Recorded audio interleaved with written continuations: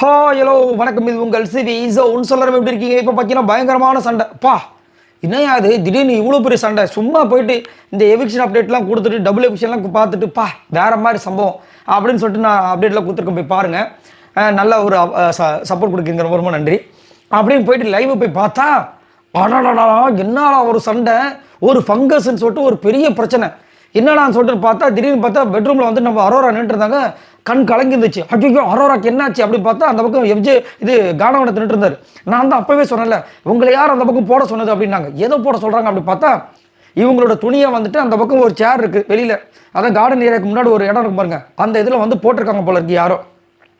அதை வந்துட்டு எப்படி அங்கே போடலாம் கேளுங்க அப்படின் போது உன் துணி தான் அங்கே இருந்துச்சு, நான் எல்லார்கிட்டையும் சொல்லிட்டேன், திரும்ப திரும்ப கேட்காதன்னு போது அவங்க வந்துட்டு அது எப்படின்னு சொல்லிட்டு வெளியே வந்து பார்க்குறாங்க. பார்த்தா அங்கே எக்ஸ்ட்ராவும் துணி இருக்குது. ஏன் துணி மட்டும் சொன்னீங்க, என்ன நினச்சிருக்கீங்கன்னு சொல்லிட்டு அங்கே ஒரு துண்டு இருந்துச்சு.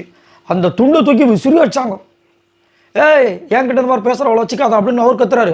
நீங்கள் ஏன் என்னுடைய துணி மட்டும் தான் இருந்துச்சுன்னு சொன்னீங்க, இங்கே இத்தனை பேரோட துணி இருக்கேன், அப்போ எல்லாரையும் போய் கேட்க வந்தேன், நான் எல்லாருக்கிட்டே சொல்லிட்டேன், தேவையில்லாமல் பேசாத மாறி மாறி செம்ம சவுண்டு. அப்புறம் என்ன பண்ணாங்க, அந்த சேர் மலக்கிற அந்த பில்லருக்கு பாருங்க அதை தூக்கி போட்டாங்க. எனக்கு என்னடா இது, இந்த பொண்ணு இப்படி பண்ணுது அப்படின்ற மாதிரி இருந்துச்சு. எல்லாரும் கூட்டிட்டாங்க.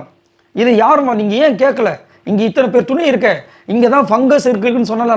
நான் பிக் பாஸ் டீம் கிட்டே சொல்லிட்டேன், நான் பிக் பாஸ் டீம் மேலே ரொம்ப கோவத்தில் இருக்கேன், எனக்கு பாருங்கள் கையில் எவ்வளோ பெரிய பிரச்சனை இருக்குன்னு. பிக் பாஸ் டீமுக்குள்ளே சொல்லியிருக்காங்கன்னா அங்கே வந்து கண்டிப்பாக பிக் பாஸ் டீம் வந்து ஸ்டெப் எடுக்காமல் இருப்பாங்க. ஸோ கண்டிப்பாக அங்கே வந்து பிரச்சனை இருக்காது. அது மட்டும் இல்லாமல் அதில் ஃபங்கல் இருக்குன்றாங்க. என்னன்னா இப்போ கிளீனிங் டீமுக்கு வந்துட்டு நம்ம விஜய் போகிறது இருக்காங்க, அவங்ககிட்ட ஆல்ரெடி சொல்லியிருக்காங்க போல இருக்கு. அவங்க என்ன பண்ணியிருக்காங்க, அங்கே இருக்க அந்த பில்லோவை எடுத்துகிட்டு போய் வெயிலில் காய வச்சுருக்காங்க. மூஞ்சி போச்சு, வெயிலில் காய வச்சு ஃபுல்லாக க்ளீன் பண்ணி அங்கே வச்சிட்டாங்க. பிக் பாஸ் டீமும் அதனால தான் விட்டுருப்பாங்க, சும்மாலாம் வந்து விட மாட்டாங்க. இப்போது அவங்க கையில் சம்திங் ஏதோ ஆயிருக்கு போல இருக்குது. அதனால் என்ன பண்ணுறாங்க, இதனால தான் இந்த கையில் ஆயிடுச்சுன்ற மாதிரி ஒரு இது பண்ணி அழுகுறாங்க, பயங்கரமாக கத்துறாங்க. எல்லாரும் வந்துட்டாங்க. அதுவும் இது கானவனத்தை போட்டு அப்படி கத்துறாங்க. அவரு டென்ஷன் ஆகி போச்சு, கலாய்ச்சி விட்டார். அமித் எல்லாரும் வந்துட்டாங்க.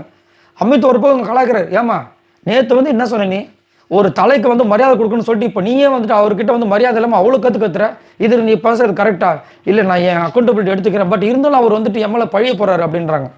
நான் எங்கே சொன்னேன், நீ வேணால் போய் செக் பண்ணி பாரு, உன் துணி மட்டும் இருக்குன்னு நான் சொல்லவே கிடையாது, நீங்கள் அப்படி தான் சொன்னீங்க அப்படின்னு இப்படி மாறி மாறி அடிச்சுக்கிறாங்க. சரி இங்கே யார் துணியை போட்டதுன்னா பார்வதி என்ட்ரி கொடுக்குறாங்க. நான் தான் துணியை போட்டேன், என்ன விஷயம் அப்படின்ட்டு. நீங்கள் ஏன் அங்கே போட்டிங்க, நான் தான் உங்ககிட்ட ஆல்ரெடி சொல்லியிருக்கேன். எம்மா நீ சொன்னேன், நாங்கள் ஆசை கிளீனிங் டீமாக நாங்கள் வந்து அதாவது வெயிலில் வச்சு காய வச்சு ஃபுல்லாக க்ளீன் பண்ணி இங்கே வச்சுட்டோம், வேறு என்ன பண்ணணும், அவ்வளோதான். அங்கே வந்து துணி காஞ்சதை நீங்கள் எடுக்கவே இல்லை, நாங்கள் இப்போ துணியை காய போடணும், அதனால் அங்கே இருக்கிற துணியை எடுத்து இங்கே வச்சிட்டோம், வழக்கமாக தானே பண்ணுறோம், அவ்வளோதான் அப்படின்றாங்க. அது எப்படி இப்போ அங்கே வச்சதுனால அந்த சேரில் இந்த ஃபங்கஸால உங்களுக்கு இப்போ அதை போட்டதுனால பிரச்சனை ஆயிடுச்சான்.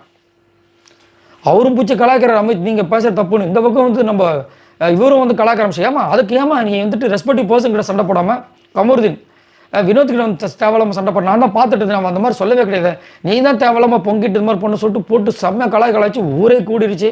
திவ்யா வந்துட்டு உள்ளே வந்துடு, ஏங்க நீங்கள் எதுக்கு டென்ஷன் ஆகுன்னு சொல்லிட்டு வினோத்தை கத்த, ஏங்க அவங்க கத்திட்டு இருக்காங்க, அவங்கள கத்தாமல் நீங்கள் என்னையே கத்துறீங்கன்னு சொல்ல கமருதீன் உள்ள என்ட்ரி கொடுத்து, நீங்கள் எதுக்குங்க திவ்யா நீங்கள் உள்ளே வந்துறீங்க, என்ட்ரி ஆகிறீங்க, அவங்க தானே சண்டை போகிறாங்கன்னு சொல்ல கமருதீன் என்ன நீங்கள் சொல்லாதீங்க.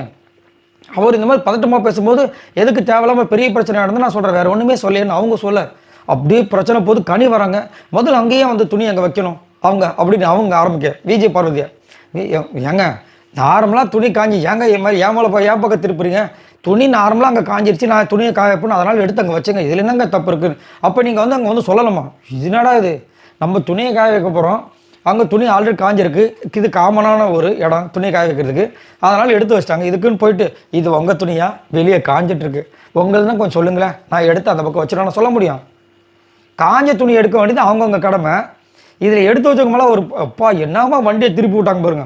அவங்க கிளியராக சொல்லி இப்போ தான் வந்துட்டு பயங்கரமாக போச்சு சண்டை. என்னத்த சொல்ல பாவம், ஆனால் அரோரா ரொம்ப ஃபீல் பண்ணி அழுகுறாங்க. பிபிடி மேலே நான் செம்ம கோவமாக இருக்கேன், இது வந்துட்டு ரொம்ப நான் எவ்வளோ கோத்ரூ பண்ணியிருக்கேன் என்னோடய லைஃப்பில், என் உடம்புல எவ்வளோ பிரச்சனை இருக்குதுன்னு சொல்லிட்டு அப்படி ஃபீல் பண்ணி அழுகுறாங்க. கஷ்டமாக இருக்குது. உங்கள் உடம்புல வந்து ஃபங்கல் இன்ஃபெக்ஷன் வந்ததுக்கு உங்களுக்கு வருத்தமாக இருக்குல்ல, ஓ கண்டிப்பாக, அதுவும் கையில் வந்து இந்த மாதிரி வந்ததில் வருத்தமாக இருக்குல்ல கண்டிப்பாக. ஆனால் அன்றைக்கி நீங்கள் விஜய் பார்வதியோட ஹெல்த் இஷ்யூ பேனை வந்து எவ்வளோ பிரச்சனைக்குனீங்க, அந்த பொண்ணு எவ்வளோ வருத்தப்பட்டிருக்கோம், அதை ஒரு மொட்டை கடிதாசில் வேறு மென்ஷன் பண்ணி இது பண்ணிங்களே, எவ்வளோ கஷ்டப்பட்டுருப்பாங்க. அதுதான் கடவுள் இருக்கான் குமார்ன்றது அப்பப்போ நடந்துட்டு இருக்கு. நான் நிறைய வீடியோவில் இந்த மாதிரி உங்களுக்கு சொல்லிக்கிட்டே இருக்கேன். எப்போல்லாம் அவங்க இது பண்ணுறாங்களோ அப்போல்லாம் வந்துட்டு முற்பகல் செய்யும் பிற்பகல் விளையும். சரி, இதை பற்றி உங்களோட கருத்துக்களை சொல்லுங்கள். பாய் நண்பர்களே.